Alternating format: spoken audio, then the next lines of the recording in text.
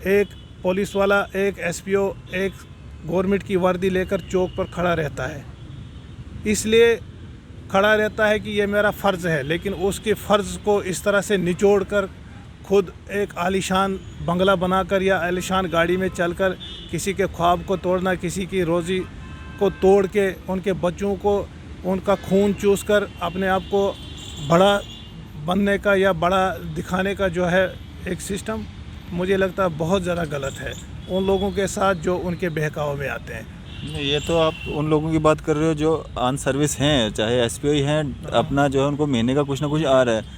जो डिसंगेज एसपीओज हैं, जो बेचारे आज दिहाड़ियाँ लगा रहे हैं, मजदूरी कर रहे हैं, महीने में 15 दिन या 10 दिन उनकी दिहाड़ियाँ लगती हैं, उन लोगों से भी 10-10 हज़ार रुपया लिया गया है, जो हमारे सोर्सेज के हवाले से हमारे पास खबर आई है। तो वो कैसे जस्टिफाई करेंगे?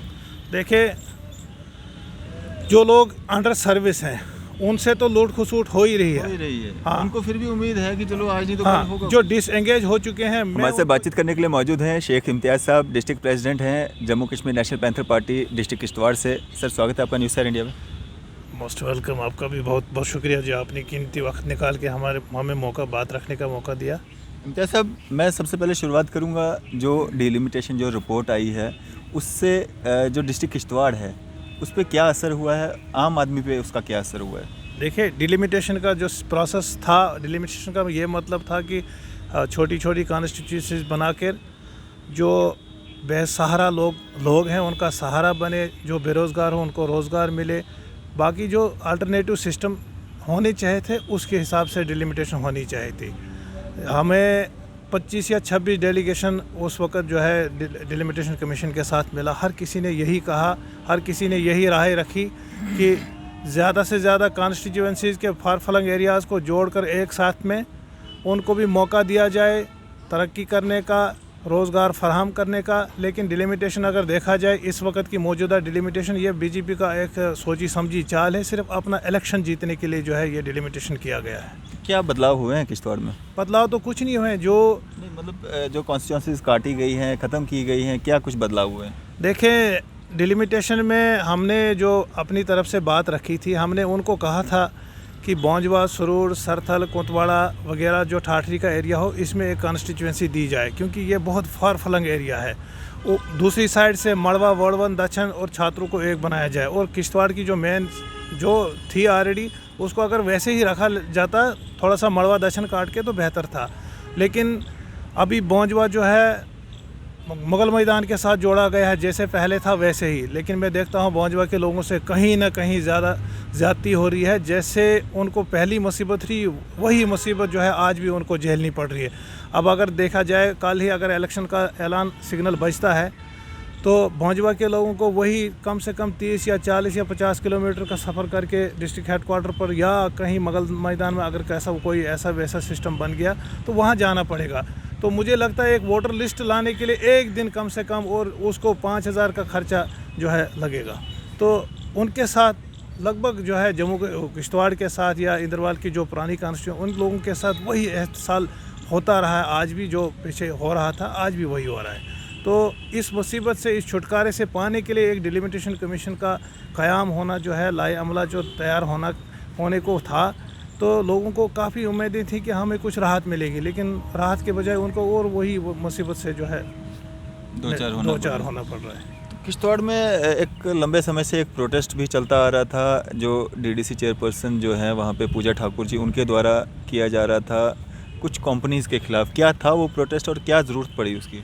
देखिए, मैं तो यही कहूँगा, जब उन्होंने इस सिस्टम को आगे चलाने के लिए कदम उठाया तो बहुत सारी नौजवान जो थे उन्होंने उनको समर्थन किया, और शायद पैंथर्स पार्टी पहली ही पार्टी होगी। हमने सिर्फ एनसी को सपोर्ट नहीं किया, हमने पूजा ठाकुर को इसलिए सपोर्ट किया कि उन्होंने वहाँ के नौजवानों को रोज़गार देने के लिए बात की, वहाँ के नौजवानों को एडजस्ट होने की बात की।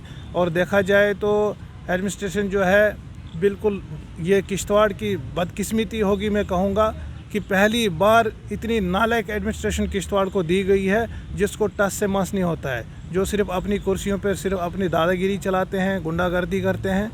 तो वहाँ कोई आवाज़ ही नहीं है इस वक्त। अगर कोई आवाज़ उठाने वाला भी होता है, उनकी भी बीजेपी के साथ अंदरूनी सांठ गांठ होती है।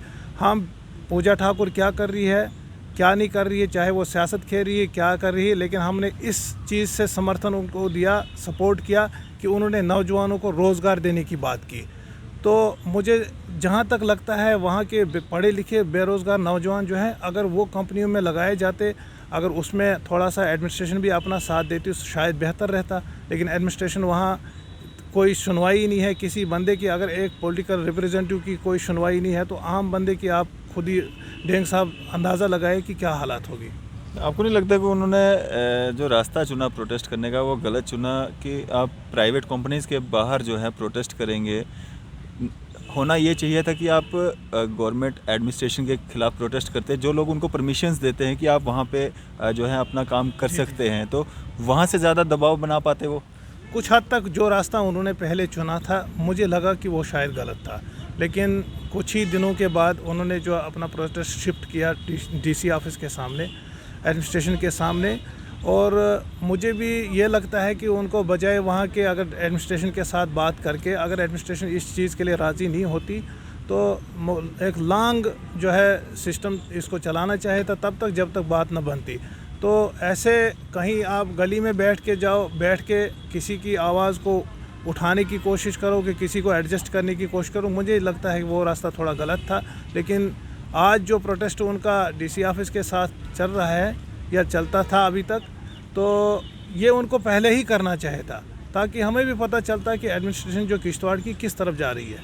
कहीं इनकी भी अंदर से कोई सांठ गांठ तो नहीं, ये भी कोई सिस्टम जो अंदर से इनके साथ मिले हुए तो नहीं है।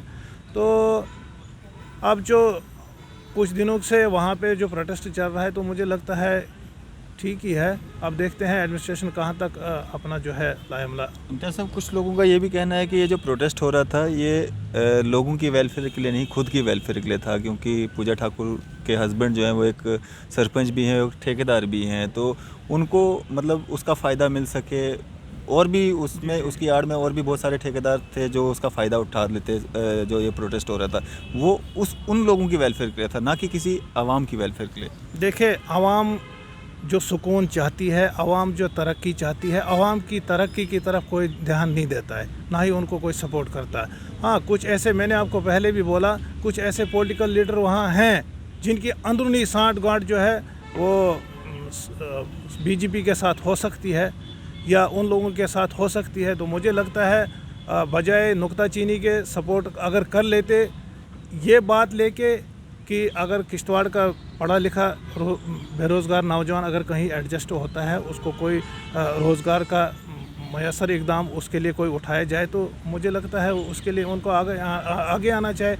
अब कौन क्या करता है क्या नहीं करता है, मेरा तो ये मानना है कि किश्तवाड़ में सियासतदान बाद में बनता है, पहले एक ठेकेदार बनता है। तो मुझे लगता है जो बंदे आज किसी दूसरे पे नुक्ताचीनी करते हैं उनके अपने ठेके चलते हैं, उनको पता भी नहीं है कि उनके मकान कहाँ से बने, उनके मकानों के लिए सीमेंट कहाँ से आए, उनकी गाड़ियाँ जो है वो कहाँ से आई, उनके गाड़ी में जो तेल है वो कहाँ से आता है, उनकी पर्सनैलिटी के पीछे किसका हाथ है। तो शायद बजाय किसी दूसरे की नुक्ताचीनी को शायद अपने ही गिरेबान पे पहले नज़र डालनी चाहे, जो वो नहीं देखते हैं, वो उनकी गलती है। ऐसे ही एक साथी आपकी पार्टी में भी थे पहले, अब नहीं है, पहले थे, जो मैटाडोरों में घुमा करते थे, बसेस में चक्कर लगाया करते थे, फाइल हाथ में लेके घुमा करते थे, अब वो ब्रीज़ा गाड़ियों में घूमते हैं। वो बदलाव कैसे आ गया?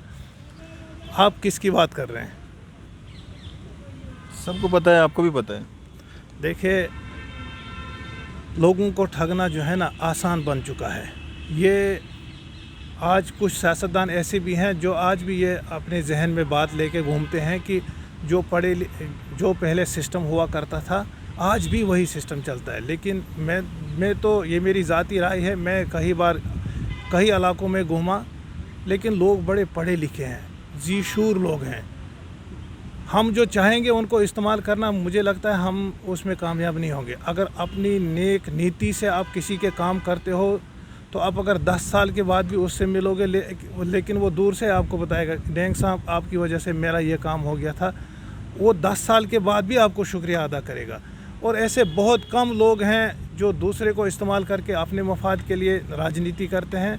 आने वाले वक्त में उनके चेहरे जो हैं लोगों के सामने आ जाएंगे कि वो क्या कर रहे हैं। और रहा सवाल लूट खसूट का, किसी को जोड़ के आप मुझे चंदा दो, आप मुझे इस तरह करो, मैं आपकी आवाज़ वहाँ तक उठाऊँगा, आपको ऐसे करवा दूँगा। मुझे लगता है ये सब बकवास है, क्योंकि जब कोई मौका था आवाज़ बनने का या उठाने का, तब उन लोगों ने कोई बात की ही नहीं है। अब वो भी अपना जेब खर्चा बनाने के लिए अपने 5 स्टार होटलों में बैठ के आराम करने के लिए जो लोगों की लूट खसुट है, इसका कोई नतीजा लास्ट में नहीं निकलने वाला है। और रहा सवाल छोटी गाड़ी से बड़ी गाड़ी, हम भी काम कर रहे हैं, मेरा एक प्रोफेशनल सिस्टम है, मैं भी दिन रात कोशिश करता हूँ। मैं रात को भी जब भी कोई आ जाए तो मैं रात को भी उठ के उसकी खिदमत करने की कोशिश करता हूँ। मुझे नहीं लगता कि इतनी जल्दी कोई भी पैसा जो आता है या कोई अमीर बनता है। तो जो लोग ऐसा करते हैं, जिन लोगों ने अभी तक जो किया है, तो मुझे लगता है उनके पीछे भी एक बहुत बड़ा स्टैंड होगा, बहुत बड़ा हाथ होगा, जो इस तरह से वर्गला के लोगों को इस्तेमाल करके अपने ज़ाती मुफाद के लिए अपने आप को जो है लोगों के सामने पेश करने की कोशिश कर रहे हैं। जब तक आपकी पार्टी में थे तब तक क्या चेंजिंग जो है उनमें थी और अब क्या बदलाव आया है? देखिए, काफ़ी ज़्यादा चेंजिंग थी, हम भी देखते थे, हम भी मिलते रहते थे। जो सिस्टम था तो काफ़ी अच्छा था, एक बातचीत करने का अंदाज़ उनका अलग था, एक लोगों के साथ तालमेल जो था वो अलग था। लेकिन पार्टी छोड़ते ही न जाने कौन सा उनको ख़जाना मिल गया, बूटी लग गई, कौन सी बूटी लग गई कि उनके तेवर भी बदल गए, उनका अंदाज़ भी बदला, उनके जो घर के जो हालात थे वो भी एकदम से बदले। हम भी परेशान इस सिस्टम से कि आखिर हुआ तो हुआ कैसे। तो हम भी उनसे यही कहना चाहेंगे कि देखिए, अगर आपसे नहीं बनता है तो लोगों को इस तरह मत लूट खसूट करो। एक पुलिस वाला, एक एसपीओ, एक गवर्नमेंट की वर्दी लेकर चौक पर खड़ा रहता है, इसलिए खड़ा रहता है कि ये मेरा फ़र्ज़ है, लेकिन उसके फ़र्ज़ को इस तरह से निचोड़ कर खुद एक आलीशान बंगला बनाकर या आलीशान गाड़ी में चलकर किसी के ख्वाब को तोड़ना, किसी की रोज़ी को तोड़ के उनके बच्चों को उनका खून चूस कर अपने आप को बड़ा बनने का या बड़ा दिखाने का जो है एक सिस्टम, मुझे लगता है बहुत ज़्यादा गलत है उन लोगों के साथ जो उनके बहकाव में आते हैं। नहीं, ये तो आप उन लोगों की बात कर रहे हो जो ऑन सर्विस हैं, चाहे एसपीओ हैं, अपना जो है उनको महीने का कुछ ना कुछ आ रहा है। जो डिसएंगेज एसपीओज हैं, जो बेचारे आज दिहाड़ियाँ लगा रहे हैं, मजदूरी कर रहे हैं, महीने में 15 दिन या 10 दिन उनकी दिहाड़ियाँ लगती है, उन लोगों से भी 10-10 हज़ार रुपया लिया गया है, जो हमारे सोर्सेज के हवाले से हमारे पास खबर आई है। तो वो कैसे जस्टिफाई करेंगे?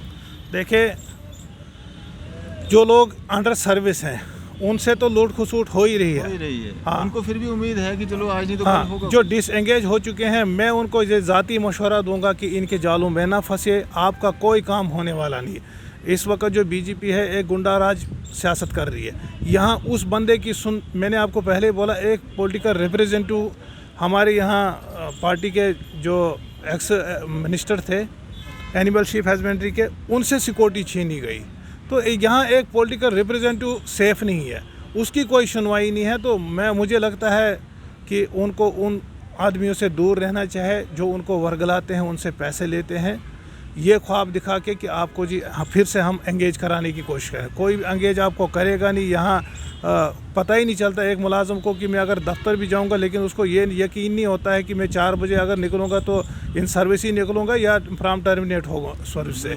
तो उन लोगों को इस बात पे थोड़ा सा गौर करके उनसे थोड़ा दूर, अगर दूरी वो बरतते हैं तो बेहतर मशवरा वो उनका लिए वही होगा। क्यों नहीं ऐसे लोगों के खिलाफ जो है कानूनी कार्रवाई होती है? इतनी सारी एजेंसीज़ हैं, इतने सारे पुलिस महकमा है, क्यों नहीं इनको आइडेंटिफाई करके इनके खिलाफ कार्रवाई की जाती है? देखिए, मैंने आपको पहले ही बोला, अगर एक कार से ब्रीज़ा मिलती है या एक कार से एक स्कॉर्पियो मिलती है तो इसके पीछे बहुत बड़ी गैंग होती है। अब जो कार्रवाई उनके खिलाफ करते, हो सकता है उनके पीछे कोई ऐसा हाथ हो जिससे वो भी कार्रवाई करने से डरते हैं। तो ये सिलसिला जो है ना, ये हमारे यहाँ जम्मू कश्मीर में ख़त्म होने वाला है नहीं। यहाँ मैंने पहले आपको बोला, अगर सिर्फ किश्तवाड़ की हम बात करें, इसी तरह से हर कहीं भी देखा जाए तो एडमिनिस्ट्रेशन जो है खुद जिम्मेवार एडमिनिस्ट्रेशनशिप जो उनकी होनी चाहिए थी वो करते नहीं है। तो यहाँ सिस्टम रहा ही नहीं है। कौन किसको गिरफ्तार करेगा, कौन किसको पकड़ेगा कि भाई आप गलत कर रहे हो। यहाँ सब मिली जुली सिस्टम है। जम्मू कश्मीर के लोगों का बेड़ा गर्क है। जम्मू कश्मीर के लोगों की हालात दिन ब दिन जो है बदतर होती जा रही है। तो मुझे लगता है अब अगर जम्मू कश्मीर का कोई भी सिस्टम होगा तो वो अगर कहीं इलेक्शन हो गया तो इलेक्शन के बाद अगर कोई अच्छी पार्टी बनती है तो मुझे लगता है किसी भी बंदे को, किसी भी गरीब की जो है आवाज़ बनेगी। चलें, शुक्रिया हमारे साथ बातचीत करने के लिए। शुक्रिया आपका भी बहुत बहुत। तो ये थे हमारे साथ शेख इम्तियाज़ साहब, डिस्ट्रिक्ट प्रेसिडेंट किश्तवाड़ से Jammu Kashmir national panther party. इसी तरह के मज़ीद अपडेट्स के लिए आप देखते रहे न्यूज़ शेयर इंडिया। मैं फज़ा मडैंग, कैमरामैन शाहनवाज के साथ।